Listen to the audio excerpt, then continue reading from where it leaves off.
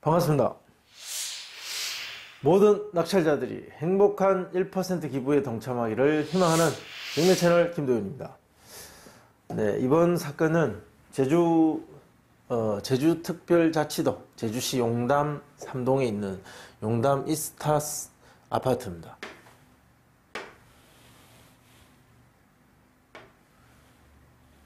자, 사건 내용 먼저 보겠습니다. 2019 타경 7015 제주지방법원 법원 본원 사건입니다. 예, 제주에는 법원이 입찰하는 법원은 하나뿐입니다. 서귀포에 있는 거 뭐 등기 관련 뭐 이런 어떤 서류 접수 업무나 하는 것 같은데 실제로 그 입찰은 제주시에 있는 제주법원 본원에서 다 진행하고 있습니다. 물건 종류는 아파트. 자, 전용 면적 25.6평. 대지권은 20.5평입니다. 토지와 건물 일괄 매각. 이렇게 크게 한 동으로 된 한 동짜리 아파트인 것 같습니다. 사건 접수가 2019년 9월 6일, 6일 날 접수됐습니다. 지금 3월 중순이죠. 3월 말 정도 됐네. 3월 말이니까 대략 한 6개월 정도. 그냥 가장 평균적인 진행 기간 소요된 사건입니다. 소유자 채무자는 같은 사람, 그리고 채권자는 은행, 이금융권 은행입니다. 감정가가 2억 5,900, 최저가는 한 번 유찰돼서 1억 8,130만 원. 3월 6일 날 1차 진행을 했었습니다. 자, 이때 유찰됐고 아무도 입찰하지 않았다. 자, 그리고 4월 20일 날 1억 8,130으로 진행 예정입니다. 자, 입찰 28일 전입니다. 28일. 보겠습니다. 지도는 이 물건의 위치가 어디쯤에 있는 건지, 제주도 지리는 잘 모르는 사람들이 많으니까 한번 큰 지도를 한번 보겠습니다. 여기가 공항입니다. 공항. 자, 이렇게 항공사진에서는 공항의 구체적인 모습을 표시하지 않기 위해서 이렇게 마치 산인 것처럼 덮여서 나옵니다. 이게 공항이고, 여기가 신제주, 네. 그리고 여기가 제주시청, 네. 여기가 용담 3동, 네. 그러니까 공항에 바로 인근한, 그러니까 제주도의 북쪽에, 거의 북쪽 끝에 공항 바로 옆에, 바닷가 가까운, 실제 관광지라기보다는 제주도에 살고 있는 사람들이 이런 어떤 관광 관련 종사자 또는 여기 보면 시장도 있습니다. 이런 쪽에 일하는 사람들이 실제로 거주하는 그런 지역에 있는 물건이다. 뭐 이 정도만 이해하시면 될 것 같습니다. 문건 접수 내역. 자, 문건 접수 내역은 이 사건이 진행되면서 어떤 이해관계자들이 법원에 나는 이런 채권이 있습니다. 또는 이 사건의 이러이러한 관계자입니다. 라고 신고를 한 내역인데, 자, 이것을 살펴보는 이유는, 이런 이해관계자들의 흔적을 보면 누가 어떻게 관련이 되어서 낙찰받는 사람한테 어떤 영향을 줄 것인지, 그런 낙찰자와 관계가 있을 법한, 뭔가 영향을 미칠 법한 이해관계자가 있느냐 없느냐의 흔적을 보기 위해서 한번 살펴보는 겁니다. 집행관 현황조사서, 감정평가조사, 교부청구 뭐 이런 것들은 당연히 그냥 경매 절차에 나오는 것들이고 낙찰자에 영향을 미치지는 못하는 것들입니다. 뭐 배당 요구, 교부청구 뭐 이런 것들은 뭐 중요한 것이 아니다. 자, 점유관계. 이 점유는 낙찰자에게 큰 영향을 미칠 수 있습니다. 명도는 낙찰자 책임이기 때문에. 자, 본건 이상의 점유관계를 확인하기 위해 출장하였으나 사용자를 알 수 없었다. 대부분이 보면 집행관들이 현장을 방문하면 문이 닫혀 있고 누가 사는지 확인하기 어렵습니다. 그래서 전입세대 열람을 하니까 현재 소유자인가? 소유자는 아닌 것 같은데 현재 누구누구가 누구누구가 다른 사람입니다. 전입세대주로 등재되어 있다. 더 이상 구체적인 사항에 대해서는 달리 조사할 방법이 없었다. 뭐 이렇게 되어 있습니다.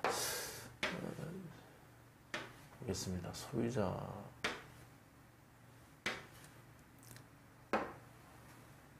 예, 소유자와는 성이 전혀 다른 사람입니다. 그럼 점유관계는 소유자가 아닌, 그리고 임차인에 대한 접수, 여기 보시면 문건 접수 내역에 임차인의 권리 신고 및 배당 요구는 없습니다. 임차인의 신고도 없고, 전입세대 열람만, 등재만 되어 있고, 소유자도 아니더라.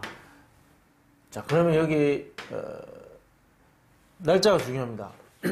전입 날짜가 조사일이고, 전입 날짜에 대한 기재도 없네요. 한번 내려가 보겠습니다.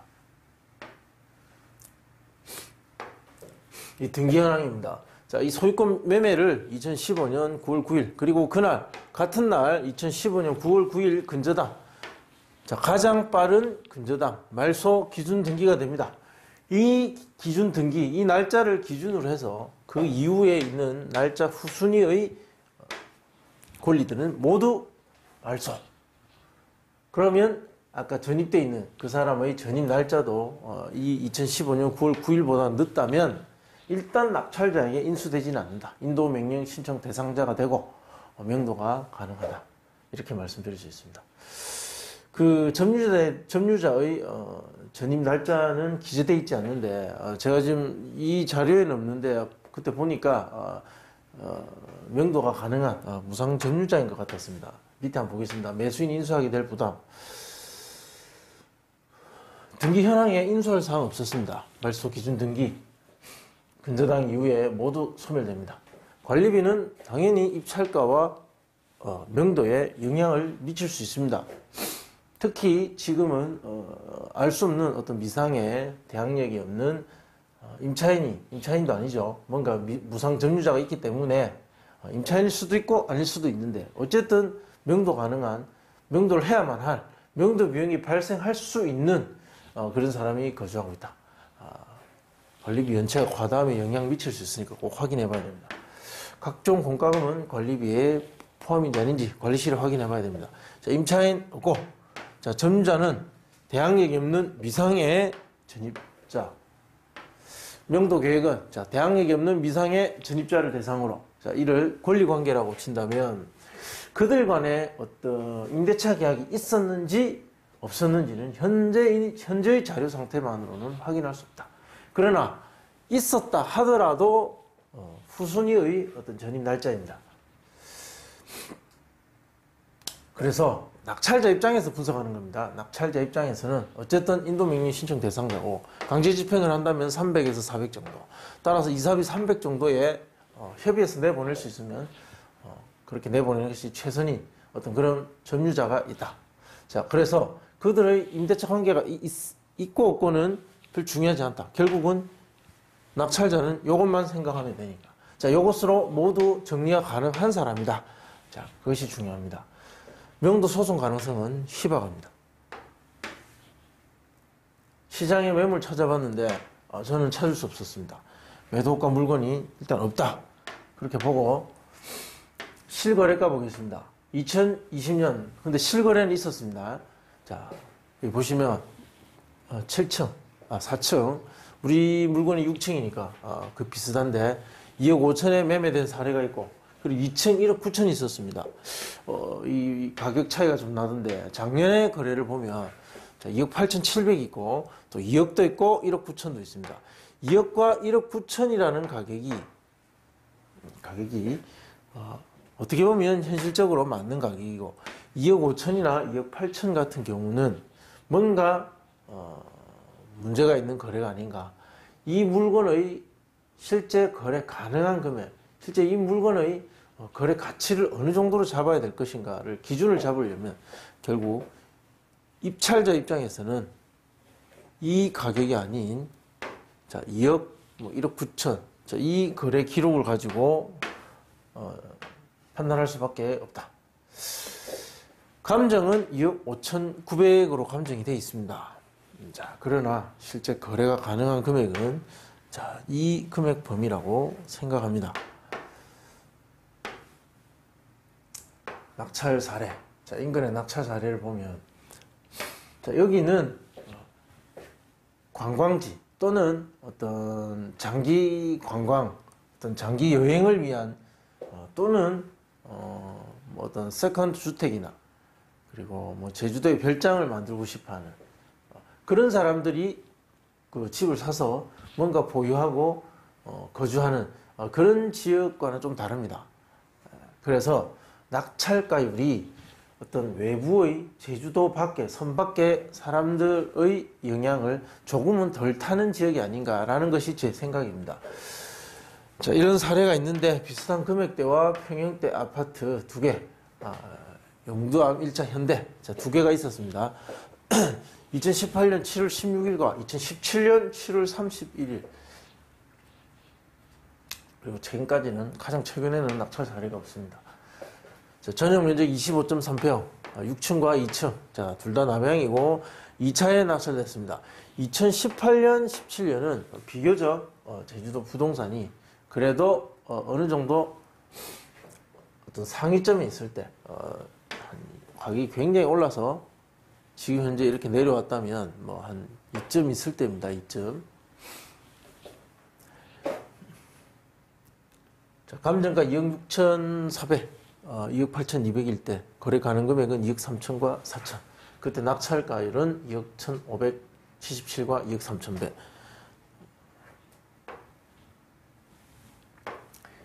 약간 어느 정도 가격 하락이 있었고 외부 사람들에게 인기 있는 지역의 물건들은 이 정도의 하락은 없었습니다. 이때 여기는 먼저 나타나기 시작했고, 자, 낙찰가는 2억 1,577 그리고 2억 3,100. 자, 낙찰가율은 93.8, 96.2. 자, 이것을 가중평균을 구하면 우리 물건에 근접한 정도의 어떤 그 데이터 낙찰가율은 94.7% 정도 되지 않나라고 생각합니다. 자, 약간의 경쟁은 있을 겁니다.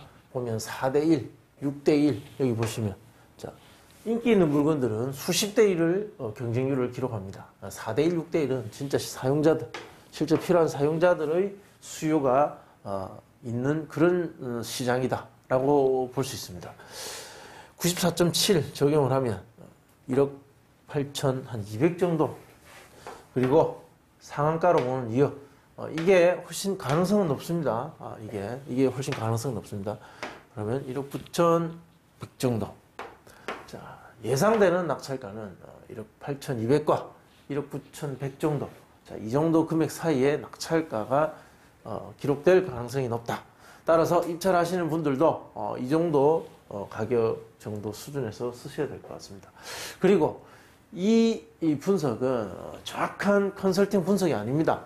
의뢰를 받아서 낙찰을 받기 위해서 정말 시장의 대부분의 자료들을 다 반영해서 분석한 자료가 아니다. 그냥 10분 정도 만에 이렇게 분석합니다. 이런 지역은 이러한 것 같습니다. 라는 것을 대략적으로 판단하고 분석하는 방법을 여러분들한테 보여주는, 자, 그 정도 수준의 자료 분석만 있기 때문에 정확한 건 아니다.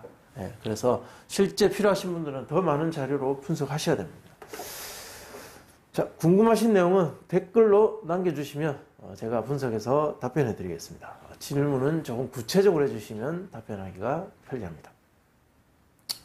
좋아요, 구독 신청 부탁드립니다. 감사합니다.